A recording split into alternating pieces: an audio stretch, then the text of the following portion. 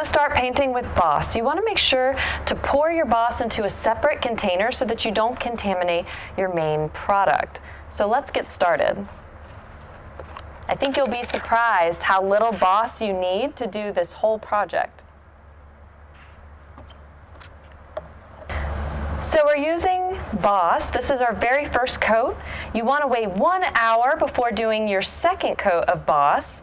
I'm using my Dixie Belle flat medium brush. This is a American-made synthetic brush with DuPont filaments. It's really the finest quality.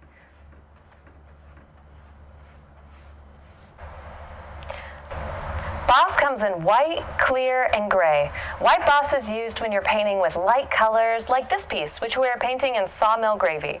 Gray Boss is used when you're painting a darker color paint on top of your piece. Clear Boss is a spot treatment that can be used when the tannins bleed through on a little spot on your project. That's when you can use Clear Boss on those spots. You can also use Clear Boss directly onto unpainted wood.